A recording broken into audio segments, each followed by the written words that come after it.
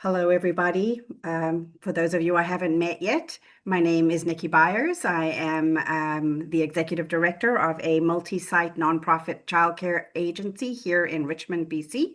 I'm delighted to be hanging out in the Kootenays tonight. So welcome all of you. I am going to go through my presentation tonight, which is on the topic of self-care, which we will talk about in more detail shortly. But as always, I would like to start with an acknowledgement, which I had very much hoped to show you this video. And if any of you are interested, this is a beautiful presentation from an elder. Unfortunately, it's on YouTube, and I only have one screen tonight, so it isn't going to play. But what I will do is take this and put it into the chat at the end of the evening. And then if you would like to go and listen to this elder. But in the absence of that, I would like to acknowledge that I am a settler on these lands now known as British Columbia that were stolen from their owners. I offer respect to the elders and to the land itself, and am committed to actively work towards reconciliation that is just. As someone who works alongside children, I want to offer them the truth of our history so that they may seek justice as they become full citizens of this land that we know as Canada. So we'll skip over that. These are the agreements and intentions that we I've been presenting at every session, and I'll just read through them. Come as you are, be yourself, and use your voice. Listen to what is being shared and also what might be missing. Notice when you find yourself pausing and want to know more. Be curious. Challenge the idea, not the person. Be willing to unlearn and relearn current thinking, even if you experience discomfort. And come prepared, having done the work, to do the work to grow. I don't think any of you were here at the last session, but I always go back to the session before and check in, asking folks, how has your work with families been? Any new practices that you have tried that we talked about, and anything else. But we will move to the topic that is at hand tonight. I'd like to start with this quote. We recognize the basic fundamental rule that in order to care for others, we must also have our care needs met. To lead, you need to be healthy in body, mind, and heart. And we don't talk about this enough, especially in early childhood. We live in a cult of busyness being valued over rest and recreation. Tonight, we are going to look at some key aspects of caring for ourselves and the onward impact that that can have on our teams and in our centers. This may be a challenging night for you, but I invite you to allow yourself to feel whatever your heart needs and to look for ways to value yourself and your time as you look to lead wherever you are in your leadership journey. Self-care is a tricky topic for women in caring professions. I'd like to offer a story that comes from my own experience. I'm a busy, responsible, type A, eldest daughter, leader/person. Give me a task, done. Give me a problem, solved. I'm really satisfied that I've done enough, always striving to do better or more, seeking to serve, seeking excellence, and delegating poorly, and eventually, though it did take decades, I found myself in a heap on the floor of my bathroom, sobbing, in complete burnout. Shockingly, self-care was not, until then, part of my practice. But when my body and mind cried halt, I had no choice but to figure out a new and different way to lead without harming myself.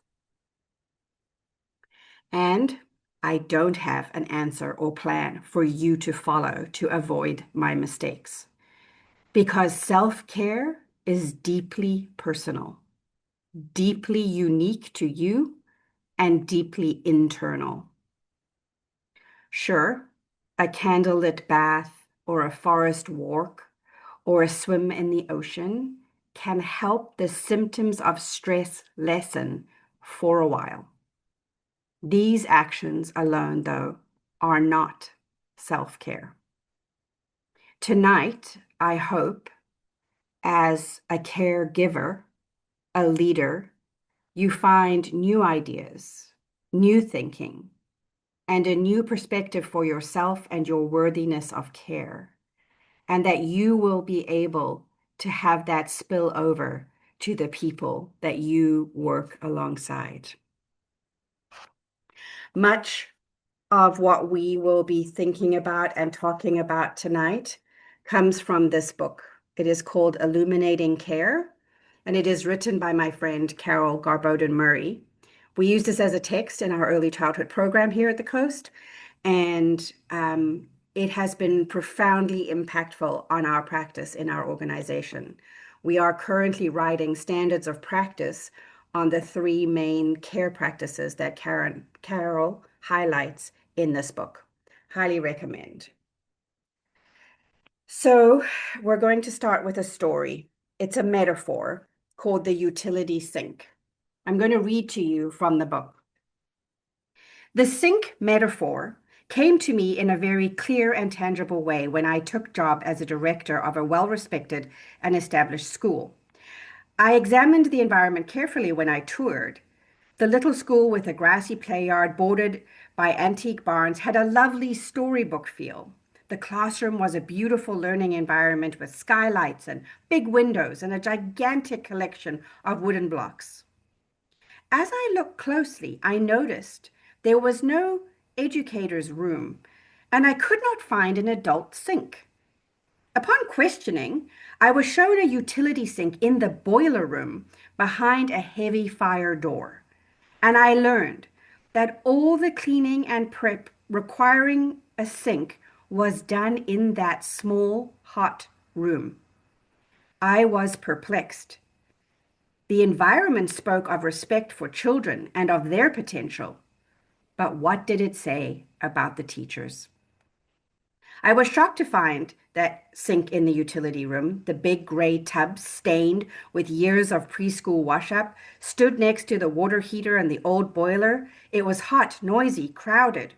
Whilst washing dishes, teachers stood facing the wall, behind the closed door, the door that must be kept closed so that children can come into the space. Teachers bent low at the end of the day to soak paint jars or sanitize dishes in a basin at the bottom of the deep sink. I learned firsthand that it was an uncomfortable, back-bending workplace.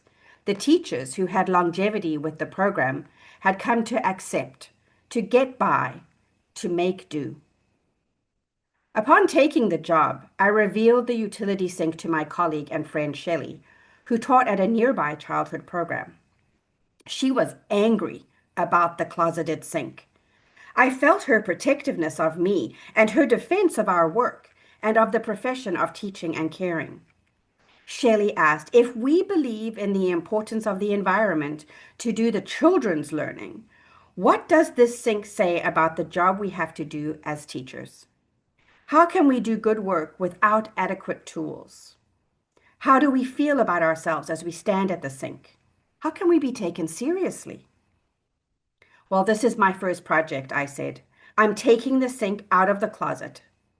Seeing the sink in the boiler room closet made me feel quite literally that the essential work of caring was being hidden. By bringing it out of the closet, I wanted to show the value of care. The sink became a priority and a symbol. I thought about the uniqueness of teaching young children. The sink becomes a way to express my respect for early childhood teachers. We installed a new double sink basin, countertop, and dishwasher in the center of the room that was transformed into a kitchen and project space. The new sink made me think of the inclusiveness of care.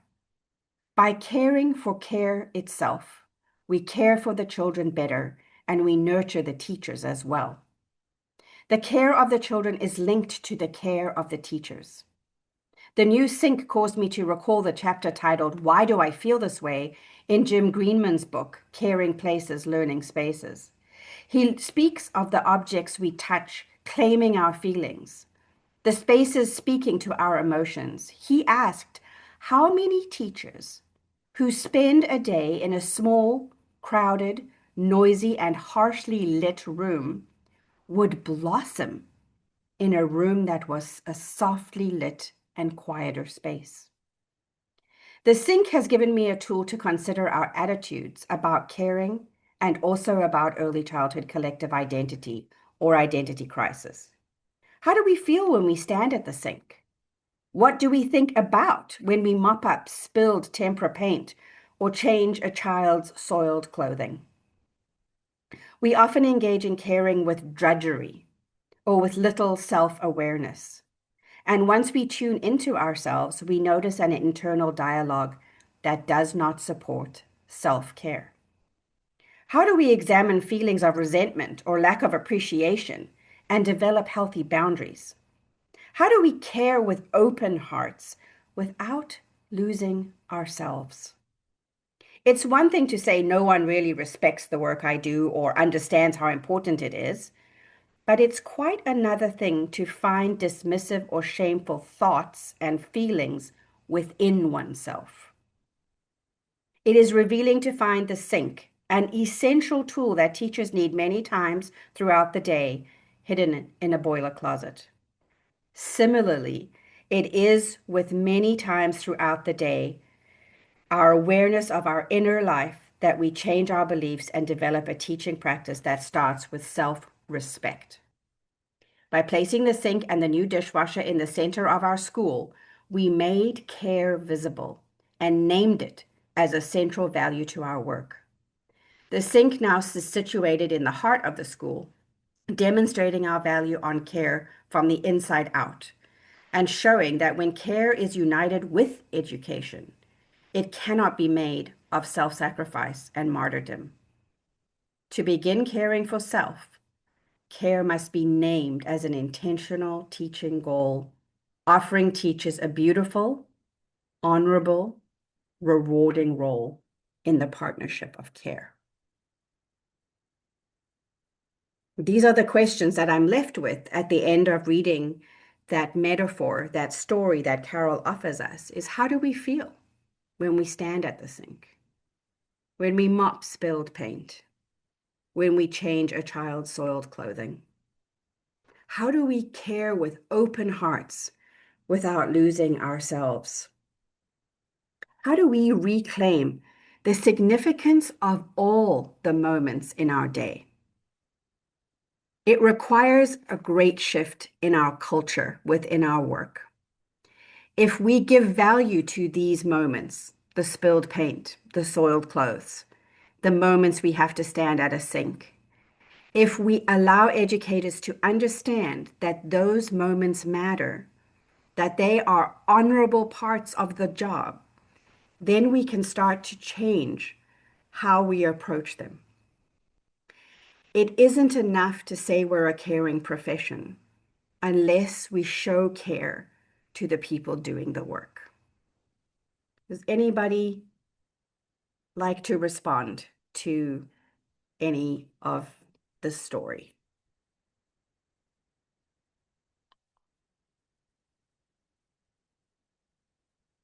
Okay. The next part of something that we need to figure out, well, and certainly I had to figure out, was balance. This is a real often talked about. We need to have better work-life balance.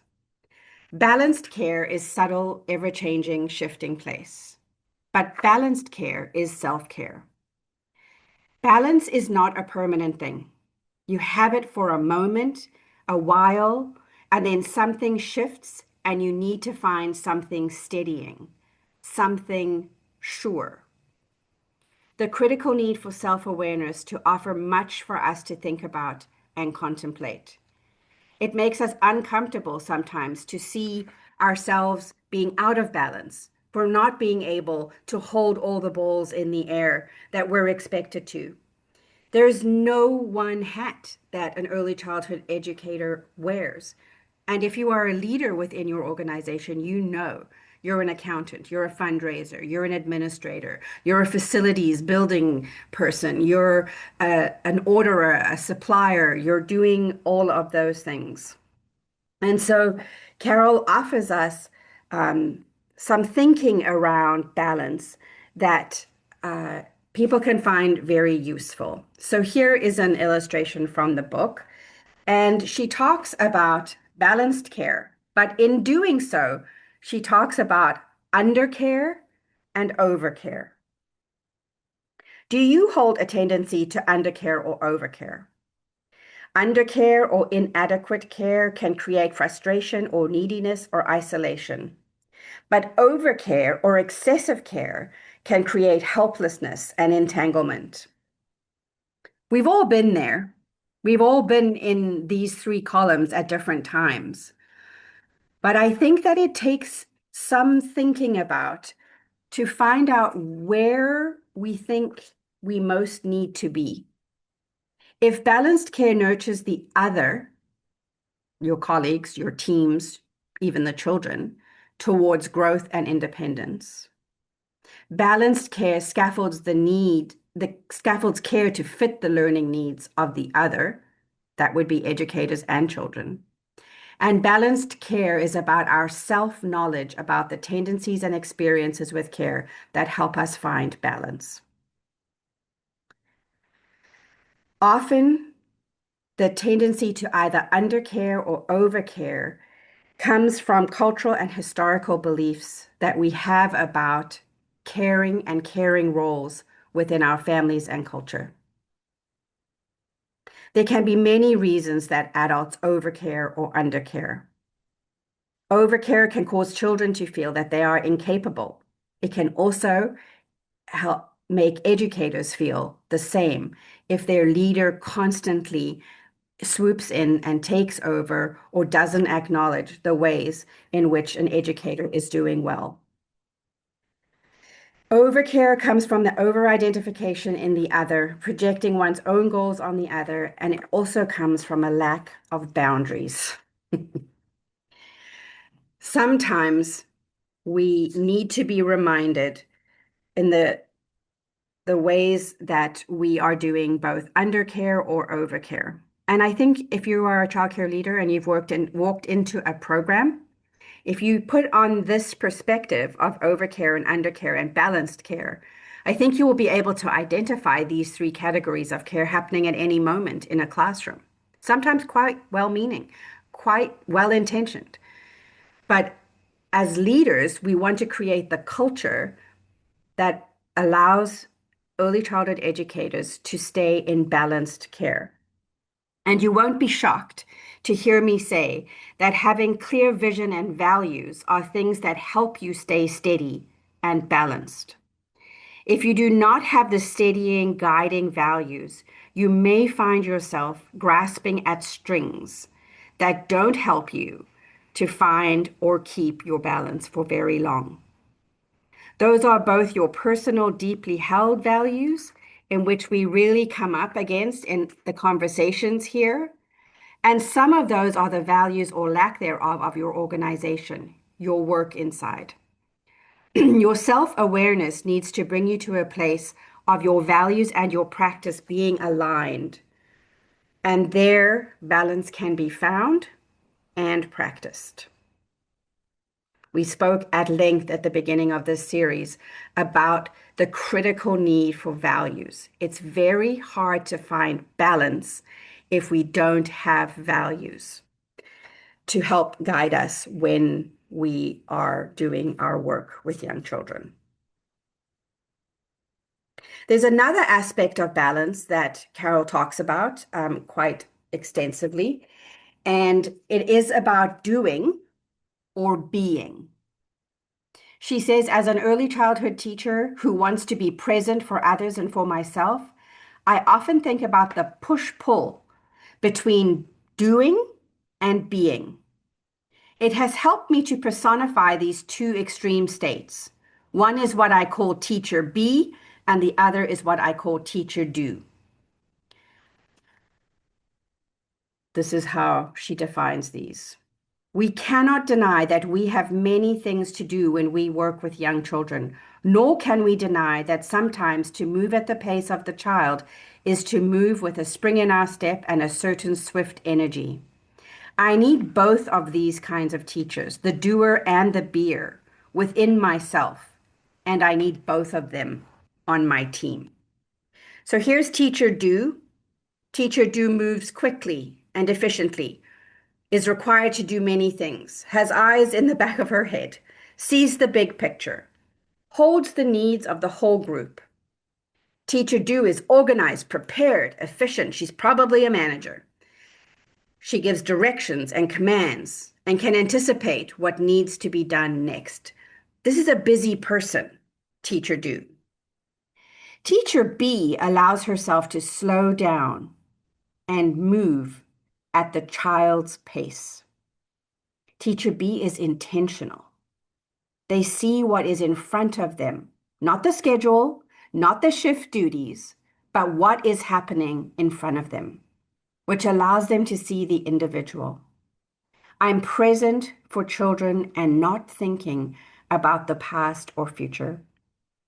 I listen carefully and talk less.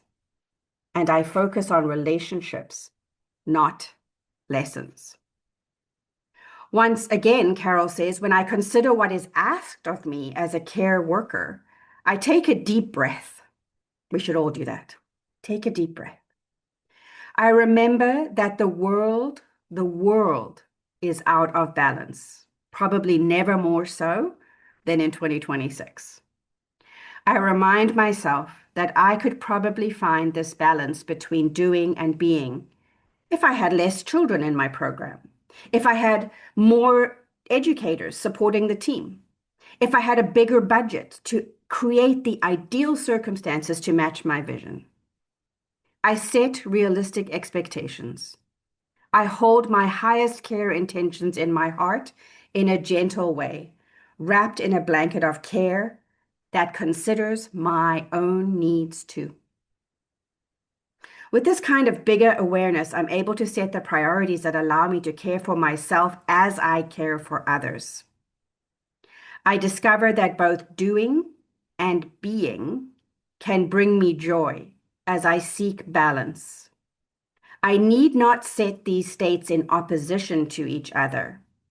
I find sometimes I am simultaneously very present whilst I am very busy.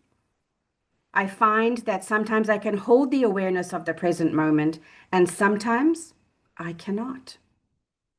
I appreciate my internal world, which allows me to observe myself with a new kind of respect and self-love as I care for others. It's important in many, many ways for us to recognize teacher do and teacher be, both within ourselves and within our teams. You've all met teacher do and you've all met teacher be, and both bring something to the classroom. The problem arises when teacher do and teacher be judge each other. And so as leaders, as we're trying to set the intention or the culture within our classrooms, programs, centers, we have to give educators the space and autonomy to be who they need to be in the moment. And that means high levels of communication. If I'm going to settle in with a group of children to have a conversation, if there is a child who is suddenly very intent on mastering a skill, then I need to know that I can slow down to the child's pace, that I can let go of whatever it was that I was supposed to be doing in that moment. And I can trust that my team will have my back. But I should communicate that. I should be able to say, I'm just going to stick with what's happening here in this group of children or with this child. I'm not going to get to cutting up snack. often what happens in those moments is the person who's picking up the slack becomes resentful. And obviously, if this happens every day on an ongoing basis, there's reason for a conversation. But in a well communicating, high functioning team, the other teacher is going to say, I got you. I'll take care of snack. I see you. I see what you're doing. You're settling in. You're being teacher B. I'll be teacher do. I hope that makes sense. In some moments, there's no ability to slow down. You got to do a fire drill. You got a bunch of toddlers who are out on a walk. There are moments where you have to be teacher do. It's a requirement of the job. But I think if we don't seek some of the dispositions that are in the teacher B column, then we risk our own sense of fulfillment and connection.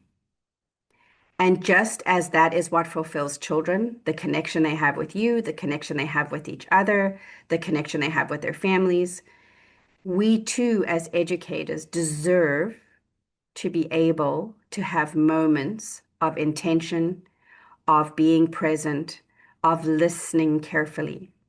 And I would suggest that if you look at your teams or you look at your classrooms and you see a predominance of teacher do activities and very little of teacher be, then your pedagogical work, your curriculum work, the deeper thinking with children, the inquiry-based programming that you would be doing will be much less unless you cultivate a lot of what is in the column under teacher B. When educators feel unprepared or unsupported, they often slip into doing the things that are easy, which are often tasks that are unrelated to the deeper thinking of that children are doing. And that's very understandable. But again, as a leader, it's a red flag for you if you see an educator whose first reaction is to grab the broom and start sweeping after snack rather than settling in to chat with a group of children or helping children move into something else. It isn't that often that teacher is just like, oh, she's avoiding doing something, so she's doing the easy tasks. What it is that teacher doing something that feels familiar, that feels productive. Because, as we said earlier, we live in this cult of busyness and productiveness. And I think that is what educators fall into.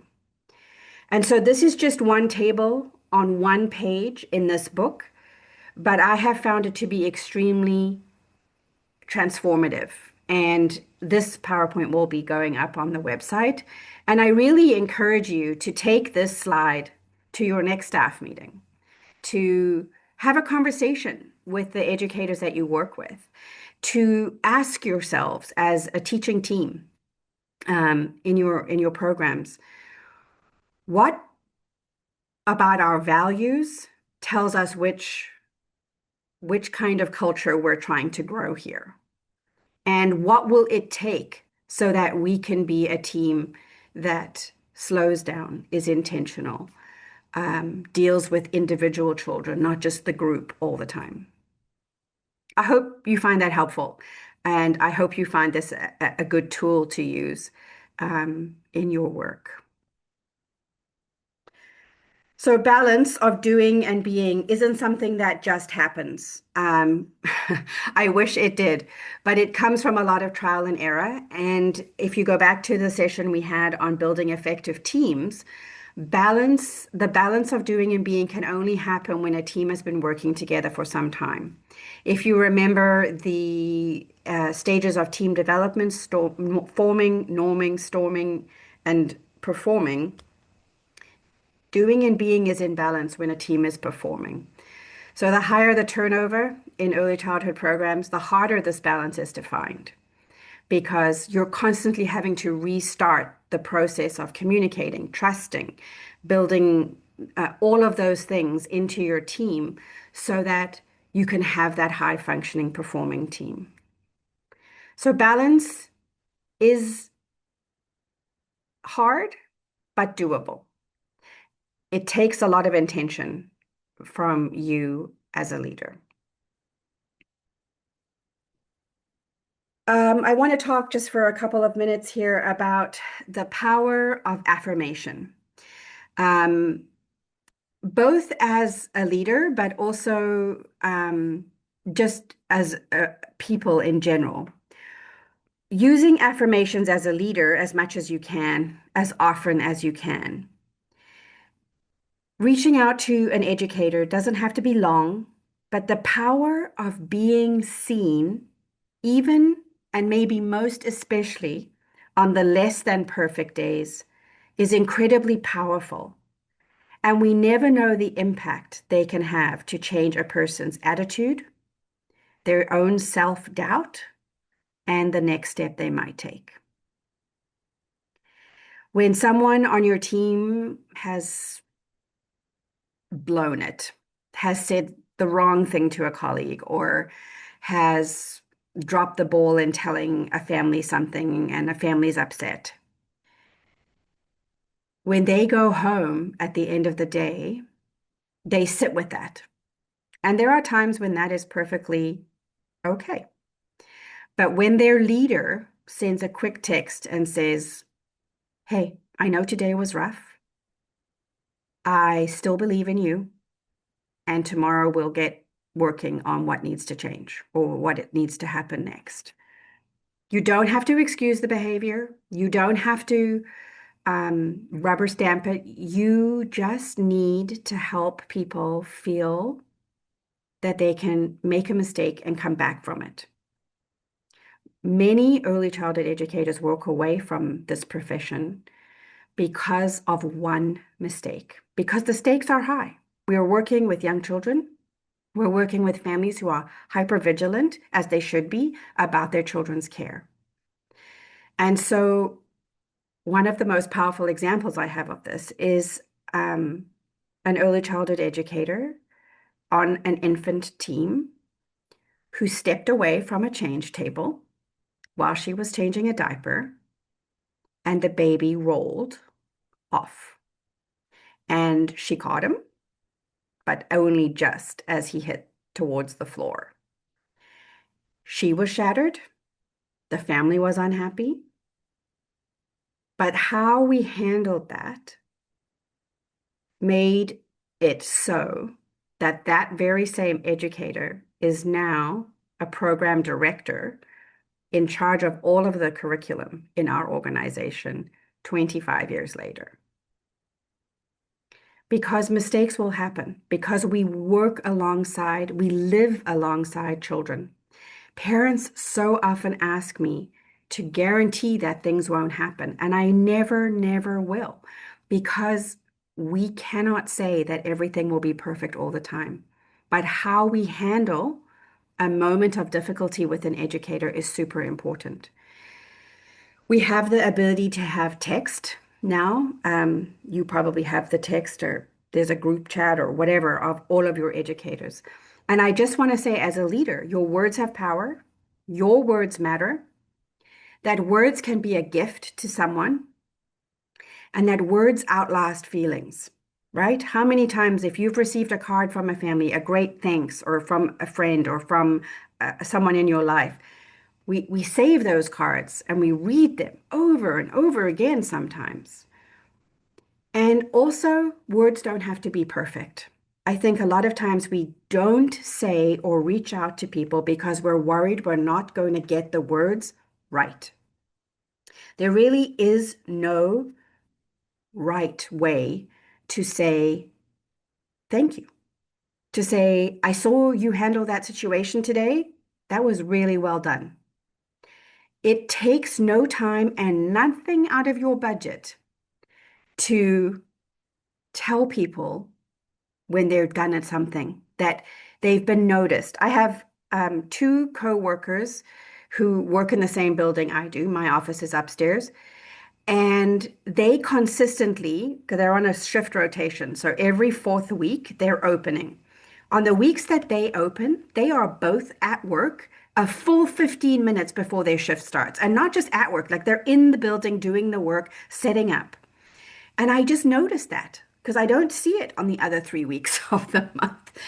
People are on time for work, but these two always come super early and they're super invested in their work. And so I bought two $10 Starbucks cards and I wrote a card and said, I so appreciate the extra time you give in the morning sitting up. It tells me what kind of an educator you are. That happened years ago, and those two educators still talk about that moment all the time. Because, not because of what I said or gave them, but because of how I helped them be felt seen.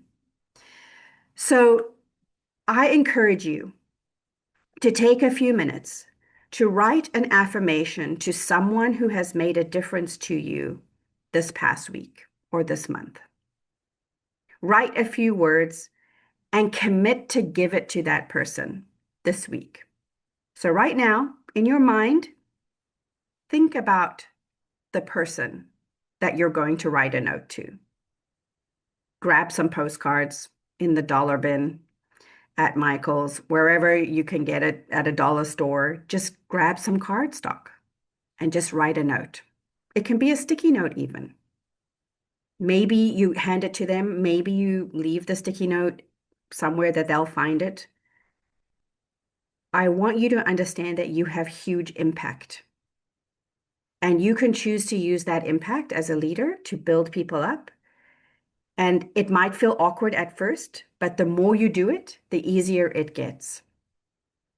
There is tremendous self-fulfillment, feelings of fulfillment when you use your power as a leader to make other people's lives better. Do you have your person in mind? Commit to writing a note to somebody. Make somebody's week. Make them feel amazing. And then when stuff gets tricky, don't abandon that. Make sure that you help people work through mistakes. If you have heard of, there's a fantastic children's book called The Book of Mistakes. And we use it, we read it but we read it in a staff meeting first. And we really are trying to engage this cultural understanding within our organization that mistakes will happen. It's not the mistake that matters, it's how we deal with it. And so if you're interested, Book of Mistakes is a fantastic conversation. It's a fantastic story to read with your educators in your next staff meeting and talk about how your values help you understand how to help each other through the tricky days. This is a quote that I think says everything. May all of us teach young children with a belief that we are worthy of care and with a conviction that we are the caring adults our children need and deserve. Read that again. May all of us teach children. May all of us teach young children with the belief that we are worthy of care and with a conviction that we are the caring adults our children need and deserve. We need to take care. We need to value care. We need to live care. We need to advocate for care. Care for ourselves, as I said in the beginning, isn't a series of more things to check off on a checklist, more things to do. Caring, self-care is a belief in the worthiness of who we are and a conviction, as Carol says, that you today, tomorrow, in your classroom, doing the work alongside children is exactly what those children need.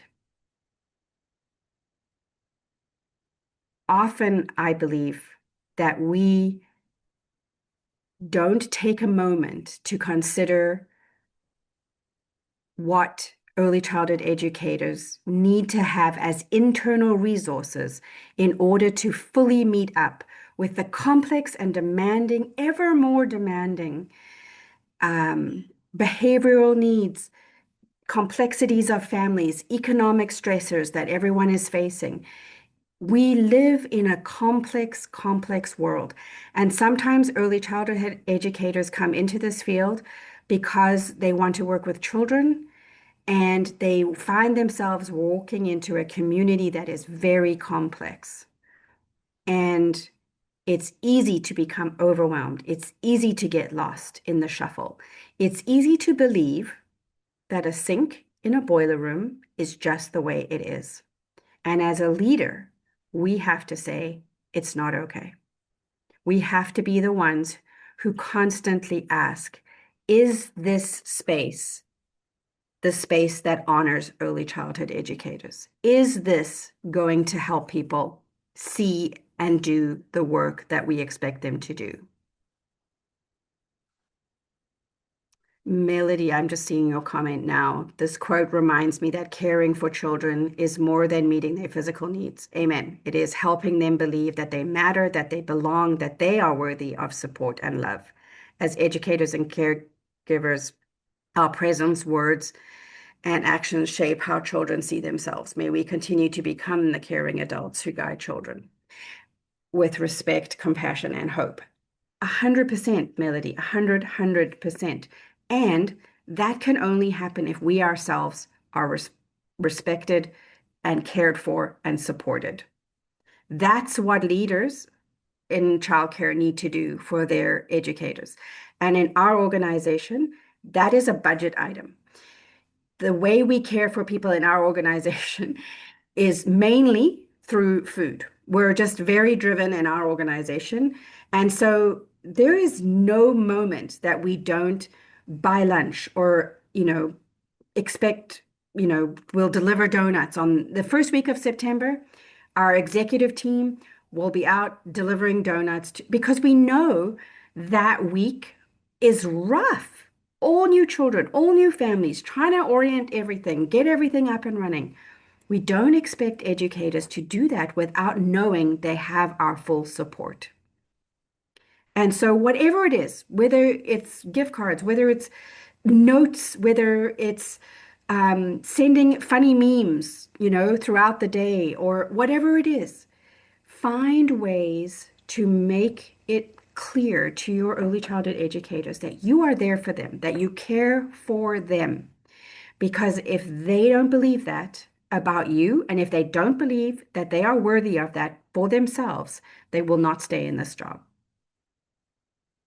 There's a body of research that says when we do our best work, it's because it's coming from our core, because it's who we are. We're people who want to do this kind of work.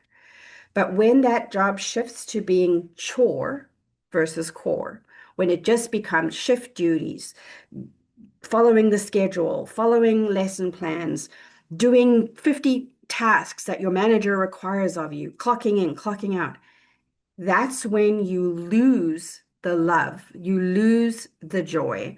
And that is why the biggest number of people leave our profession in the first 5 years of employment. We've got to stop that. And we can, especially us leaders within the childcare field. We can help people know they matter, that we care about them, and we can put resources towards that caring. I think I used this example when we talked about values. When people come for interviews in our organization, we recognize that they've probably had to take off work or they've come from somewhere, they've maybe taken a bus or a train or they've driven some distance. They've taken a time out of their day to come in for an interview, which is fairly extensive. We have a lot of, several of us there. We interview them, we show them the facility, we tour them through. They come back with questions, we have more questions. It's a process. And at the end of that, we say, thank you for sharing your time with us. We hand them a thank you card with, again, I'm a big believer in the $10 Tim Hortons or Starbucks card, and we say, thank you for your time. Please have a coffee on us. That's how we start our relationship with people. Caring. Caring is our value. If we can show that in an interview from the very first moment that we work with an early childhood educator, care leads the way. Care is the work. If we expect early childhood educators to care for the children they work with, for the families they work with, then we, as the organization and the leaders, must prioritize care. Does that make sense? I hope it does. I want to thank those of you who've been here over these months, whether you've been listening in person or at your own time, as we've explored leadership in childcare. This is our last session. It's been a pleasure to hang out in the Kootenays for a little while, virtually anyway. And I hope that you have found tools and things that can be useful to you. I want to leave you with a quote. If you've been on this journey with me, you know that I am the biggest believer in quotes. And I want to leave you with this quote from John O'Donohue. It's called Blessing. And I want you to just really focus on it as it comes up on the screen.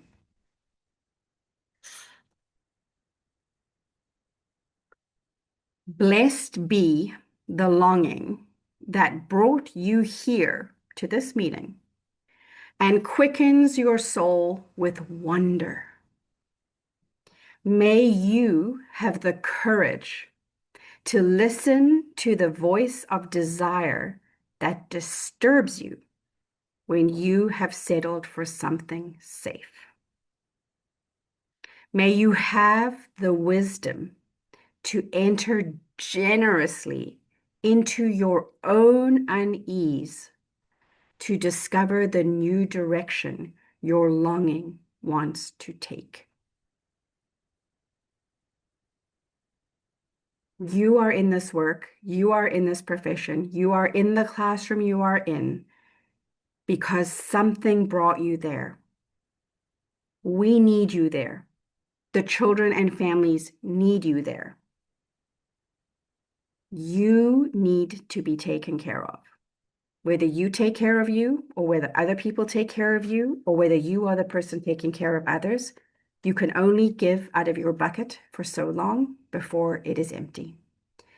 I hope tonight you have some inspiration to go back to your teams and to share ways that you can support them. I'm going to stay on. And I'm going to end the recording. And then, as always, I stay here for a little while so that you can chat without being recorded. So this is always our final stop. I am going to stop the recording. If I can find out how. Stop recording.